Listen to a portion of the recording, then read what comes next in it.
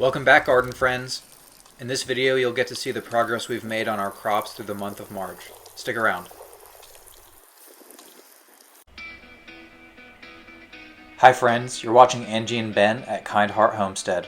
We are a couple starting our journey of sustainability and living with intent. Over the last couple years, we've combined my obsession to all things DIY with Angie's love of the land.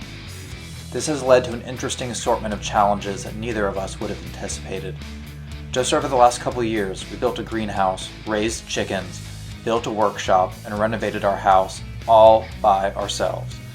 Come with us as we grow, not just in the garden, but together as a family. You are invited to join us on our adventure, and we hope our channel gives you the confidence to try new things outside your comfort zone and to achieve things you never thought you could.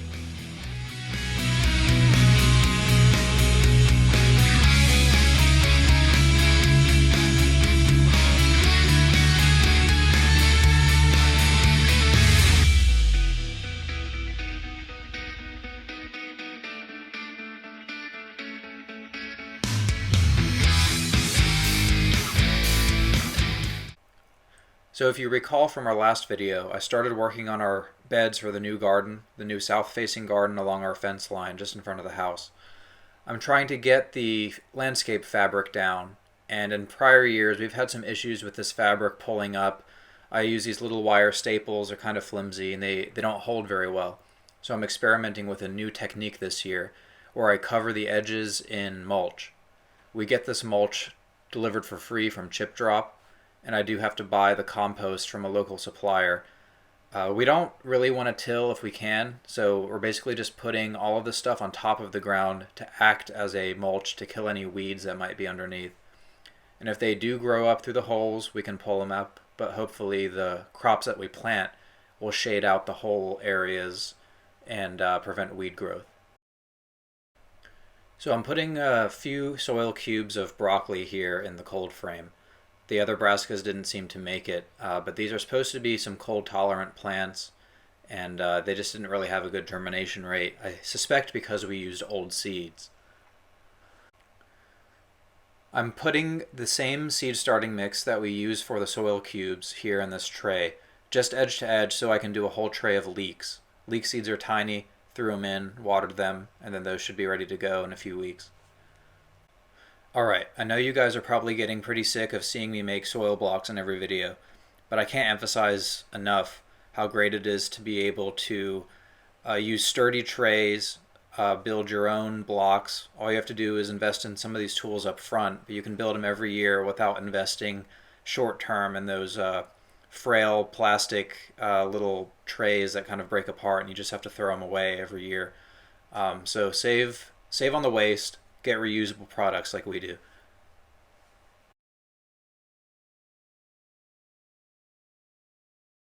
So we have trays of germinating peppers, tomatoes, and eggplant inside, but with the rest of the seeds, Angie put them on a moist paper towel sealed in a plastic bag, and those kind of germinate in little greenhouse conditions just in that little tray you see there.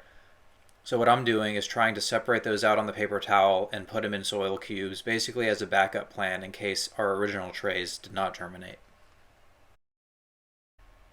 So by design, our first row in the new garden lacks the black landscape fabric with the holes in it that dictates the spacing of crops. In this area, we'll be able to put things that have really tight spacing.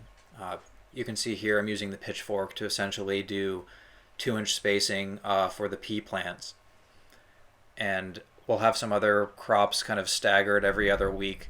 I'll plant more and more seeds just so we have a good harvest season this year.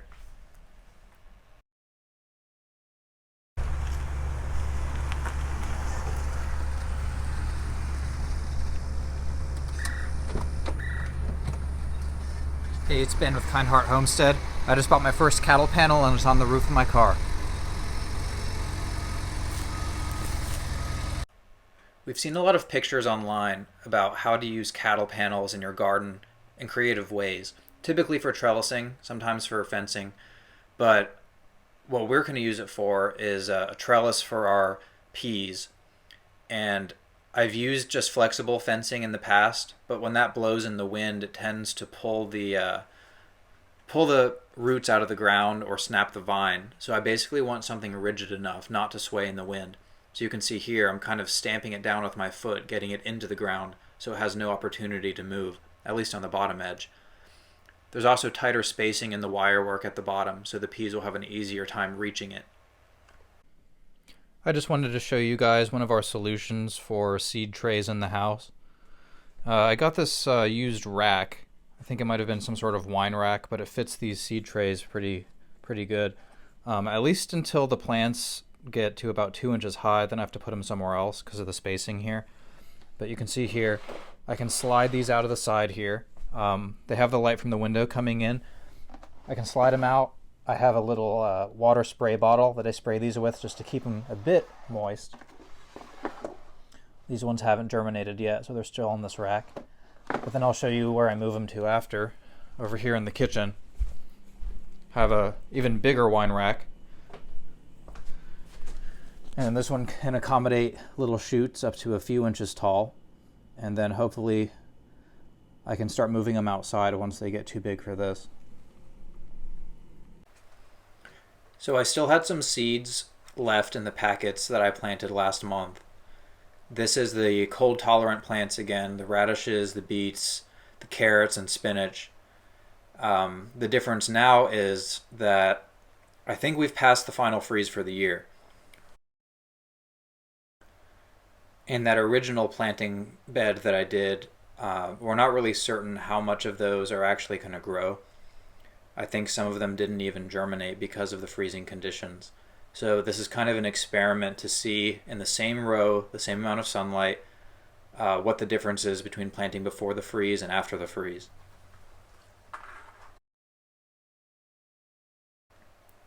So I typically use labels, basically recycled from old blinds that you'd find in a house. I cut them off the string and I cut them down to size so we can write on them with a UV-proof marker. But this time I'm just using just big pieces of mulch because I don't really want to waste the labels we have, as these are already crops that we have in the same row, and those are labeled. The only exception being onions. There was about 100 of these bulbs in a bag that we bought. We kind of missed our opportunity to plant from seed, so we'll see how these go. Now I just slide some dirt over the seeds and give them a quick water, and they're ready to go for the season. So I got a couple T-posts from Tractor Supply. You can see here I'm measuring out just to define the garden space. This is about a 28-foot by 50-foot garden. It's our new garden that we just developed land for this growing season. And we've had issues in the past with deer coming over and eating our green beans and some other plants. So this is kind of just a preemptive way, even though our crops haven't grown yet, to try to shield off the grazers. So we had a hot day in mid-March, and I decided to take all of our seedlings outside to give them some fresh air, fresh sun, and just to do some inventory on them.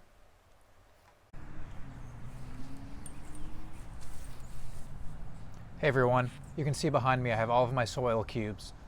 I'll go ahead and explain what we have planted and what's going on with them. First here on this blue container we have a bunch of different peppers growing. You can see the peppers didn't germinate nearly as well as the tomatoes did. These little stringy plants here, a lot of the cubes didn't make it, but over here these peppers look pretty good. Blank tray over there. Over there we have tomatoes. Here we have some eggplant and some, I think those are tomatoes. Leeks over here. Over there we have some eggplant and some salsa peppers. And then there's some tomatoes over there. That one we have different pepper blends. And over there you can see just in the middle of the brassica tray, the broccolis are the only ones that really germinated. So what I'm going to do is take all of the non-germinated soil blocks, just because I don't want to waste them. If I can move them, I'll move them into this tray. If they fall apart, I'm going to put them in the barrel over there and make new soil cube mix out of it. So I'm going through the process of picking off any plants where there's 2 in 1 soil cube, just leaving the the best looking plant that has the most likely chance to survive. And then I'm going through all of the soil cubes that did not germinate. And if they're good enough to keep, I'm moving them, consolidating them into one tray. If they're crumbly, I throw them into the soil bucket to form into new cubes. And then I'm planting some zucchini, squash, and pumpkins.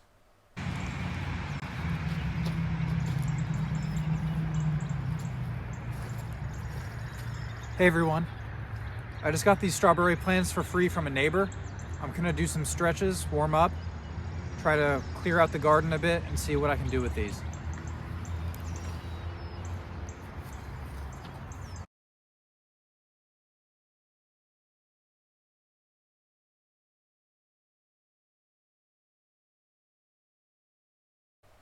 So I don't know what varieties of strawberries these are, but I have about maybe 70 to 80 of these little shoots that someone took out of their garden. And according to my research, most varieties like 18-inch spacing.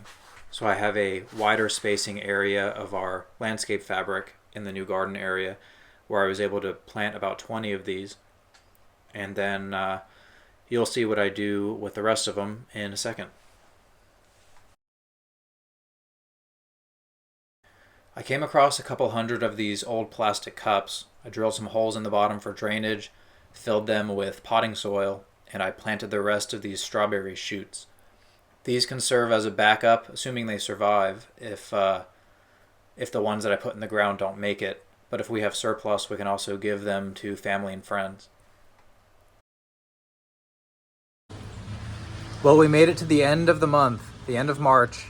It's too rainy here to do any more gardening this month, so I'm going to go ahead and upload this. But I'm going to put two links up on the screen for you. One of them is for another video that YouTube recommends, and the other is to subscribe. So go ahead and like our video, make a comment on what you think we should be putting in our future content, and let us know if you have any questions. Thank you.